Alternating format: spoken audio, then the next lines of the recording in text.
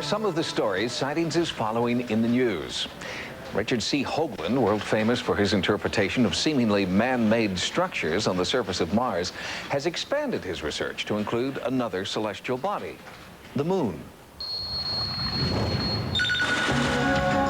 At a recent news conference in Washington, D.C., planetary researcher Richard C. Hoagland presented what he considers to be proof of ancient artificial monuments on the moon.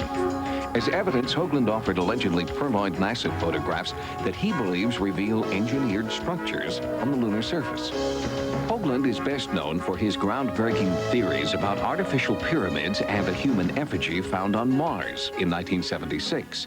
Now, Hoagland says, similar structures have been found on the moon, and NASA knows it. He charges the space agency with a cover-up of galactic proportions. Apollo 14 astronaut Edgar Mitchell is one of only 12 men who have actually walked on the moon. Does he believe there is any validity to Hoagland's claim? If the structures on the moon are as he suggested, we should have been able to see some evidence for it. It should not be so difficult to dig all of that out. There was certainly no evidence for it at our site that we could observe, and no evidence on any of the other flights that we could observe. There certainly was not a cover-up, as has been suggested by Hoagland and others. We were eager to find anything we could find that gave us some insight as to what was up there. Mitchell may not agree with Hoagland's theory, but he does believe in the existence of extraterrestrial life. That story on the next Sightings.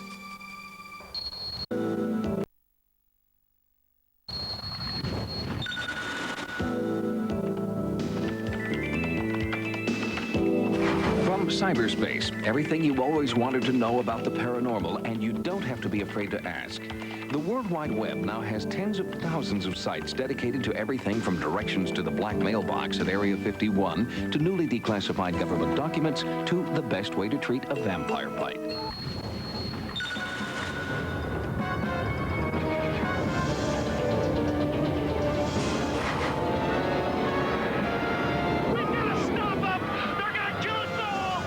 Fund for UFO Research has received dozens and dozens of phone calls as a result of Independence Day.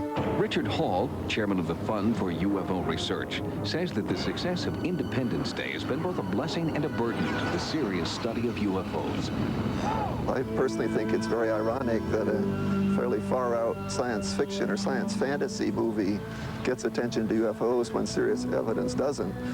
But it is the talk of the UFO research community. Ufologist John Carpenter specializes in the alien abduction phenomenon and is concerned that many moviegoers will mistake science fiction for science fact. It presents a negative, hostile alien presence, and all of our research has not shown an alien hostility that plans to take over the Earth.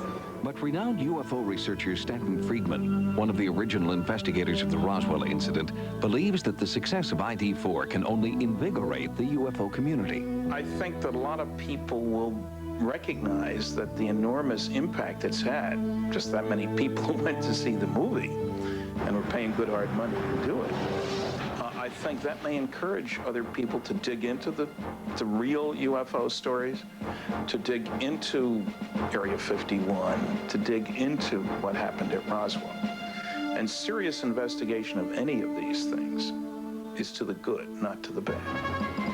I'd like to tell people who see this movie to now get the real facts about UFOs and don't confuse the two.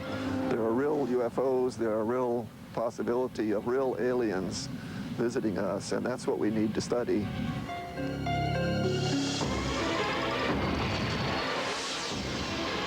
That's what I call a close encounter.